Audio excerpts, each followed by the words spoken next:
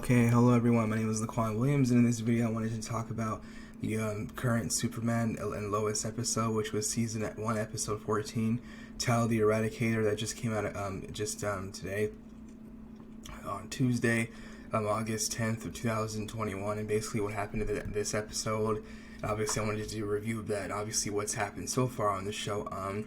The past couple of weeks, obviously, and even months ago, the show has been on like a week to month type of ordeal randomly, where you see that they have hiatuses where they have obviously one episode or two episodes, and obviously one per week, and then obviously a couple weeks after that they go on like a hiatus and they show the next episode after that. Obviously, so they've been doing that for this past season. Hopefully they don't have to do that in the next season, but obviously that had to happen with writing without, and then obviously the show and producing it, and then having outbreaks on the show, which led to them obviously having to shut down production a couple of months ago.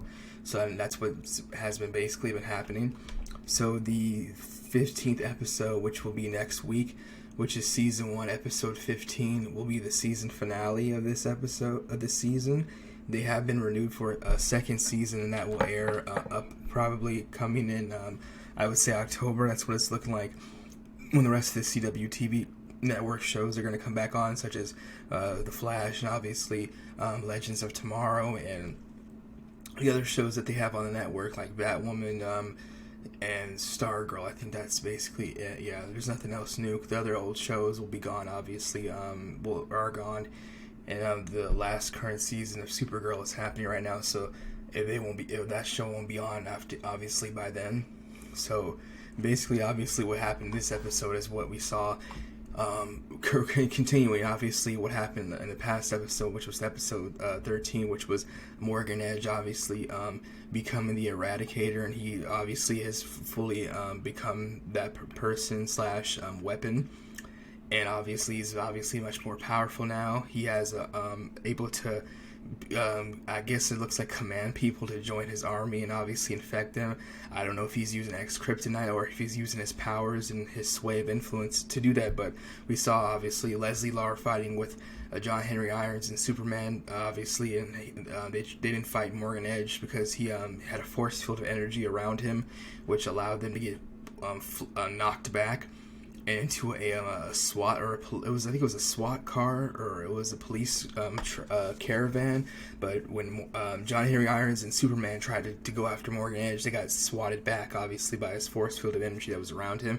Then after that, they left. They were able to grab Leslie Lar again and arrest her. I don't know what's going on with that, but she's been apprehended for the second time, and they're obviously not going to keep her in the same place that she was again. They'll probably keep her in a darker black ops site facility somewhere much more secure, probably with I would say kryptonite weapons, obviously close to for the DoD to use, but obviously some type of kryptonite gamma waves that they can continue to shoot at her with, so that keeps her, obviously, her powers down and her weakened. But obviously Morgan Edge doesn't need her. He's the Eradicator now. He can command armies of Kryptonians to attack cities, and that's what happened. They attacked Metropolis, and that forced Superman and Lois to go there with John Henry Irons to confront them.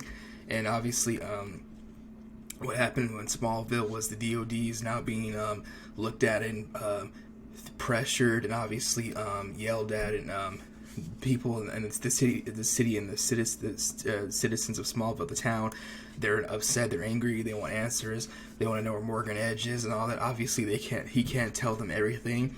He could, but obviously to a certain degree he's exposing himself and obviously his family, Lois Lane's obviously dad. But what could happen obviously is what's going to happen is obviously people know that Morgan Edge is out and he's back again. Obviously they saw what obviously happened in Smallville, so that's basically what's been happening. What also happened was this episode was great, by the way. I would have to say even much more better than last week's episode. I liked it how they went back to Metropolis to obviously show that city still, unfortunately, was under attack, and it kind of had the similarities to what happened in the future when Lois Lane was on top of that building reporting the news, and the attack was going on around her, and she almost got killed. Well, she did get killed, but in the future it was by Superman, a darker version of him who was evil in turn. But this was Leslie Lar doing the same thing to her, but John Henry Irons was able to throw his hammer at her and knock her away, and that's when she fell to the floor, and he used it on other Kryptonians to to obviously knock him and get him out the way. So she's arrested again, apprehended by the DOD. They have her in custody.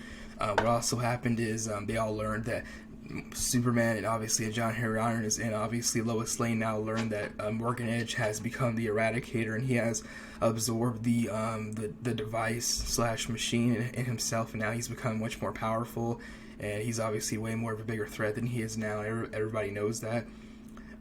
We also saw that it's looking like that he was able to inject his father's consciousness, Morgan Edge. He was able to inject his father's consciousness into Jordan's body, the son of Superman and Lois, their younger son Jordan. They have obviously the older brother Jonathan was the one who was playing football before his brother joined the team. His brother is obviously the one who's more quiet and kept to himself. And now he's obviously got superpowers, just like his father Superman here. And he was captured by him. Morgan Edge attacked him, his brother Jonathan, and obviously their Mia, his girlfriend, and their grandfather from the head of the DOD while they were driving back in his SUV, and they flipped the car over. He flipped the car over a couple times. Well, they ran into Morgan Edge, but obviously the car was damaged instead of him. Once they ran into him, the car flipped over about several times.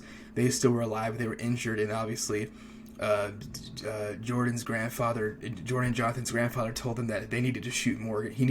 One of them needed to shoot Morgan Edge.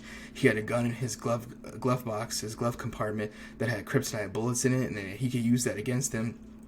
They could use that against them, and Jonathan was the one able to get the gun and shoot at Morgan Edge, but when he shot at him, he disappeared. They thought he'd flown away, and then he comes right back. He's in front of on the side of them in the car slash SUV. He rips the door off the handle, grabs Jordan, and he flies away. So he captured him in order to use him to obviously have his father's consciousness, his Kryptonian father, his only father, his consciousness inside his obviously Jordan's body, so he can help guide him on what he's supposed to do as far as destroying the planet, obviously bringing the planet of the planet of Krypton to obviously Earth. That's what the Eradicator is for, and what he does as a weapon. He brings Krypton from obviously from space and obviously from the outer Earths to obviously the single planet, which is Earth, to basically inhabit and destroy everybody and enslave them. And what I looked up is what it says right here on Wikipedia, what it's about. I would say some kind of a brief summary of what obviously the Eradicator is and how this all started.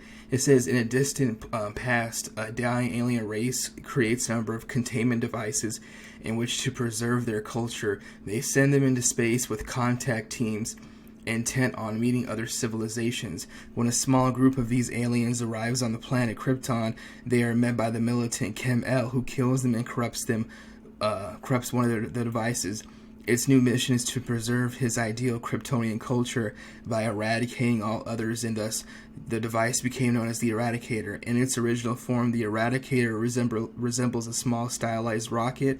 Its top section is a prolate sphere, which exudes a blue glow and is approximately 3 times the size of an egg. This is connected via 4 thin mounting brackets to a glossy orange tail fin. The section of equal length, the 10 equally spaced fins, each have the shape of a pointed quarter ellipse, with a tapered and extending slightly beyond the rear of the squat main. Cylindrical body tube on Krypton. The Eradicator does all that it could over the years to protect Kryptonians, even from themselves. When a group of Kryptonian explorers leave Krypton in search of a new planet to colonize, the Eradicator alters their birthing matrices and makes them fatally allergic to lead, thus creating dexatomies to further ensure that nobody left Krypton. The Eradicator alters Kryptonians by encoding them in a genetic defect so that they will instantly perish if they leave their world. It says one of the surviving aliens, known as the Clerk, takes the Eradicator and leaves Krypton with a group of followers. Unfortunately, they will die soon after, as the Kryptonian genetic link to their home planet preludes their several off-world. The Clerk keeps the Eradicator for 200,000 years until he encounters Superman on War World. War World, while Superman was in self-imposed exile from Earth due to his guilt over executing 3 Kryptonians from a pocket universe with the device. The two exchange memories, which explains that Kal-El was able to leave Krypton thanks to genetic treatments that his father had to undergo to cure his DNA of the Eradicator's defect. And the Clerk has a vision of Superman in combat with the Mogul. That's basically what there's a lot of more information on here, but basically how the Eradicator is and what it works is how they are able to use the weapon to take out, obviously, dissidents and obviously people who are against the vision of what the people in charge, obviously, who envision Krypton as being much more bigger than any other planet in the world are. So basically, what Morgan Edge has been taught by his Kryptonian father, who now obviously has possessed Jordan Kent, Clark Kent's younger son's body, is obviously taught him that he needs to bring the planet of Krypton to Earth and make it in his own image and what he envisioned himself, obviously, what his father taught him. And basically anybody who stands in his way will be destroyed, as he is the Eradicator. He's supposed to get rid of the people and destroy them, and that's his mission. And now he's become the Eradicator. He absorbed the power of the machine into himself and his body, and he's become one with the machine. Obviously, the object / the Eradicator. So now he is that. He flew up to space. His eyes are glowing blue. He's not obviously looking the same really anymore. His face has kind of cracked features on him. He flew up into space and was getting power from the sun and this energy, and that now he is the Eradicator. So Morgan Edge obviously has now fully become the Eradicator, embraced the role and his destiny, what he was supposed to do, and what he was sent from Krypton to planet Earth to do. And obviously what his dad told him is anybody, including your brother, who is obviously Superman, will be destroyed if they don't listen to you and join you. So everybody's got to go. That's basically how it is. You want to be enslaved by me, you can, by choice or by force. That's what the Eradicator does. So that's basically what's been happening and what's going to continue to happen, obviously, going into next week's season, which is the season finale of this season 1, episode 15, which will be next week for Superman and Lois. And that's basically what's going to happen. There's no use for Leslie Lar to help the DOD. She's not going to do that. So they're going to have to find a way to figure out how to find Morgan Edge and stop him in some type of way and weaken him. I don't know what kind of, experimental kryptonite guns, obviously, that they can use against him, that the DOD has in their possession. Obviously, what John Henry Irons might have himself be able to help the DOD, and obviously Superman, his family, in some type of way, some type of weapons that he does have or knowledge that can help them, obviously, take down Morgan Edge. But that's basically what's happening. He can command, obviously, armies of people to join him now that he has more power. So I guess him injecting the consciousness of people into Kryptonians, into regular human beings, is much more easier now, since he doesn't need to use the machine, because he is the machine. He's become it. Obviously one with it and absorbed the power into his body. Obviously when the blast went off a couple episodes ago, that's why he was able to use his powers now to insert his father's consciousness, who's obviously an evil man, to insert his consciousness inside Jordan's body without using the machine that he used on people, the citizens of Smallville a couple of weeks ago. He put them through a CAT scan like machine, and they were able to insert the Kryptonian, obviously alien life forms, consciousness into human bodies and possess them, like Invasion of the Body Snatchers, basically, like the movie. So that's basically what's happening on the show. It was very nice and very interesting. It was cool to see them go back to Metropolis, obviously, and it's just very unfortunate that obviously he kidnapped Jordan and they didn't answer their grandfather's phone call, but that actually wasn't the problem. See, he was just checking up on them, but things got obviously worse because even though they didn't answer his phone call while they went to the party, Jordan and Jonathan, they obviously ended up getting hurt after and captured while they were driving on the road to go back home by Morgan Edge, obviously.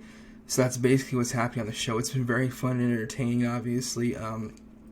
This far, I'm hoping that when they have the team ups, obviously for the other CW TV network shows such as The Flash, and obviously Legends of Tomorrow. I'm hoping that The Flash and Superman can have some type of team up in the future very soon. Hopefully, obviously probably their upcoming seasons going into next year. I don't know what we're going to see, hopefully, but that was what was revealed by the CW TV network. They put out a press release that, all these shows are going to be having like little mini team ups on different episodes in their next seasons for all the shows currently coming up in the fall, which is October, November of this year in 2021. So that's obviously what's going to be happening. We'll see what happens on the show. Obviously, the situation with Morgan Edge, him obviously trying to create his own Kryptonian army, which he obviously can do now much more easier. And obviously, we're trying to see how Superman is going to be able to fix this Fortress of Solitude in some type of way. I don't know. We'll see what happens with that. But the show's been very fun, very entertaining thus far. Only issue obviously has been the constant breaks and stuff, but even a couple weeks ago they just had one, it had nothing to do with anything, just it was on a hiatus for 2 weeks along with the Legends of Tomorrow, and they just came back this week. 2 weeks ago is when they had their last episodes thus far, but now they're back again, and this will be the season finale for Superman&Lois next week. Legends of Tomorrow's season finale will probably be in like another 2.5 weeks, I think. Maybe 3, more than likely. I think that's what it's looking like. So we'll see what happens with that. But like I said, the show's been fun and very entertaining thus far. This episode was even better than last week's. We didn't get to see them obviously fight Morgan Edge, obviously, really, because they're saving that for the season finale next week, obviously.